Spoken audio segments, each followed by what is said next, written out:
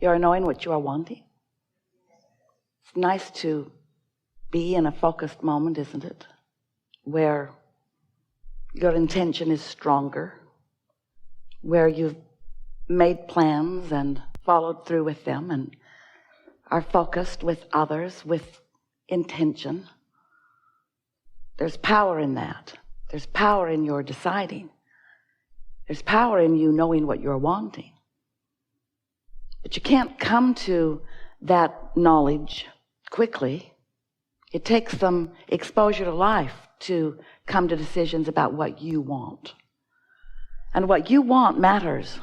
It is of primary importance. It's why you're here. It's why you decided to come into this physical body and to focus here into this time and space, in these beautiful bodies, in this important time where there is so much balance. And by that we mean variety. And by that we mean contrast. Because out of the variety, out of the contrast, even the part of the contrast that you don't want to be there, there is the potential, the likelihood, the strong likelihood of you coming to your personal conclusions about what you prefer. And sometimes you don't seem to know how important it is that you get to decide what you want. Because you live in a society that seems, although it is not an entity that thinks with one mind, but you often believe that you are supposed to think like everyone else in order for there to be harmony. And you often also think that others should think like you in order for there to be harmony. Because it feels like sometimes to you that when there is sameness, there is harmony. And we want you to understand that there can be difference and diversity and still be harmony. We want you to understand that the powerful law of attraction, the law that manages everything universally, the law that brings those vibrations that are same together. Law of attraction is providing the harmony, and the diversity provides the basis for it. So, wouldn't you rather live some life and come to some of your own personal decisions about things, rather than just taking those around you's words for it? Didn't you find yourself early on knowing that you were misunderstood? Didn't those around you often mistake your intentions? And so we want you to understand that while those around you, who are often those humans, dear hearts that they are often wanting you to agree with them, Jerry would say to Esther, and Esther would say, wait, I really want to know what you think. And Jerry would say, I don't really think you want to know what I think. I think you want me to think what you think. I think you want me to agree. And Esther would say, oh, no, it's nothing like that. But she would enjoy a 3 or 4 hour conversation where he would finally come to agree with her. Oh, he wasn't patient for that. Nothing like that ever happened. Because he understood, and we want you to understand, the value of your perspective in comparison with the perspective of others. Your goal in life is not to conform. Your goal in life is to create. And the only reason that anyone ever believes that they should or must conform is because you think that your power is in conformity. You think your power is in grouping up. You think your power is in coming together with others. And that is not the case at all. Your power is simply in your alignment to your source, to the energy that creates worlds. When you get tuned in, tapped in, turned on, when you are in alignment with who you are, clarity is your experience. And flow and ease is your experience. And so we're just saying, don't let those around you cause you to fragment your own clarity and knowing by acquiescing to agreeing with what they think just because they think it. They're not the boss of you. They want to be, but they are not. Now, we've spoken to all of your children just now. We're talking to all of you. We want you to feel the freedom of living your life and minding your own business and not trying so hard to find agreement with others, not caring so much what you're getting back from others, not being so much a reactionary person, instead being one who lives your own life and comes to your own conclusions and launches your own rockets of desires and builds your own vibrational reality.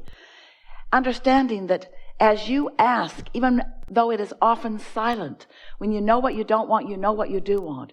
You've been putting forth these rockets of desire, these clear rockets of desire, since your first breath here in this physical experience.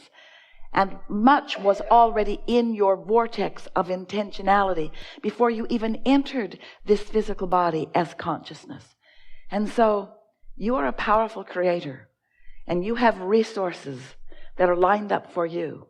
And as you've carved out the details of what you like and what you prefer and who you are, your inner being has found harmony with those ideas, understanding your worthiness and your goodness. And we are wanting you to understand your worthiness and your goodness. And most of all, maybe, your power. We want you to feel the empowerment of alignment and release the disharmony of fractured energy. When you say, I would like more money, we would like that to be a clear statement of expectation, anticipation. We think it would be so wonderful if you didn't water that down by saying, I want more money, but I don't have enough. That's a fractured statement. That's a fractured point of view. That's weakening your desire. Your desire was clear every time you launched the rocket. And Source heard you and believed you and agrees with you and is lining up circumstances and events to accommodate you. But when you notice what is and what isn't enough money, your attention to not enough money causes you to offer a vibration that contradicts the desire of wanting more money. And you can't have it both ways. You can't be offering a vibration of a desire for more money flowing to you at the same time that you're offering a statement that it isn't flowing. Because the universe is not responding to your words. The universe is responding to your vibration. And your vibration is understood by you by the way you feel. So if you feel downtrodden, if you feel disadvantaged, if you feel taken advantage of, if you feel not enoughness about something, then it doesn't matter how many words you offer or how many people you tell or how much you smile and hype your cause. The universe isn't responding to your words. The universe is responding to how you feel. So you've got to shift how you feel. If you don't have enough money, you've got to look for prosperity where it is in your experience. The prosperity of the sun coming up and the prosperity of the way you move freely in this nation. The prosperity of being so free that you can choose bondage. The prosperity of having that comfortable bed that you sleep in and that warm blanket that you pull up over you. You have to look for evidence of the prosperity that you wish to increase. You cannot look at the absence of something and increase what you want. Instead, you increase the absence of it. Doesn't that make perfect sense? The law of attraction is the law of inclusion. There's no exclusion in law of attraction. So when you look at something and you say, no, I do not want that, what you're actually saying to the universe vibrationally is, bring to me more of this that I do not want. So yes, yes, yes, yes, I want that. That's a really wonderful word. Yes, because yes is saying, come to me this thing I want. But when you say no, that's like saying, come to me this thing I don't want. So you want to begin to pay attention to what you're saying yes to and say it more often, and what you're saying no to and say it less often, because you get what you think about, whether you want it or not. So as we began talking to you some years ago, we wanted you to understand how it works. And so we, for a while, called this body of work The science, because it's ever-changing and evolving. Of deliberate, because focus is such a good thing. And that's the sweet spot of being here, to get to deliberately choose and decide. The science of deliberate creation. We thought it was the best title ever for what we are all about, which is thinking on purpose, feeling on purpose, attracting on purpose, creating on purpose. But you, dear hearts that you are, got all serious about it. And you said, oh, cancel. Try to suck those words back before the universe gets hold of them. And we noticed that you were too worried about what you were thinking. You began to apply this soft approach to life that we were wanting you to understand, that we were wanting you to feel knowledge about. Because if you don't understand how the laws work, then you can't notice the consistency with which the law responds to you. Once you understand how the law of attraction works, then you can notice its absolute consistency, and then you can find your place within it. Once you understand that you were source energy before you came into this physical body, and that source energy part of you is still alive and well and active and dominant, then you can understand that you in every moment have a source energy perspective and a human physical personality perspective, and that those two perspectives are playing off of one another. In other words, you are having vibrational relationships with who you really are and what you really want and what you really know and what you're thinking and speaking and knowing in this moment. So the emotions that you feel have to do with how wide that gap is between you and you. When you are in sync with who you are and you've closed that gap, you feel love, you feel exhilaration, you feel satisfaction, you feel eagerness. But when the gap is wide, when what you're thinking is very different from what the source within you is thinking about this moment in time, because that's always where your inner being is focused, right here with you about what you're focused upon, right here, right now about what you're focused upon, right here, right now about what you're focused upon, right here, right now about what you're focused upon. So your inner being is focused. Did we tell you right here, right now about what you're focused upon? Do you understand that your inner being is focused right here, right now about what you're focused upon? And your opinion about what you're focused upon matters in relationship to how you feel. If you're mad at yourself, since your inner being never is, that's what that feeling of guilt feels like, or self-blame. If you're hating someone, and they darn well deserve it too, don't they? That's what Esther says, Abraham, you just need more information. You need more information.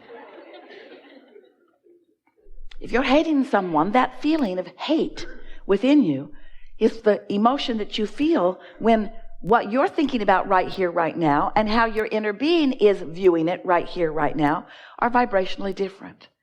So once you realize how long you have lived, how many lives you have lived, how much you've come to, how expanded and evolved you are, and how important this life has been in adding to who your inner being is, the total expansion of who you are, then you come to understand quite easily with a little bit of practice that caring about how you feel means caring about this gap, caring about how you feel and doing something about it gradually. You can't do it all at once any more than you could just jump over a house. You have to gradually move it. A few years ago, Esther and her wonderful team and many of you went on a cruise to the Panama Canal. And it was so interesting because the water level as they approached the canal was 84 feet difference from the body of water that they were going to be in on the other side of it. 84 feet. Now that ship is not just going to jump 84 feet. It would be hard on the ship and everybody in it. So instead, it just moved into a channel, and then the water gradually rose. And when the water was level with the next lock, they opened the gates and the ship just sailed in. And then the water rose again. And when the water was level with the next lock, then the gate opened and the ship just sailed in.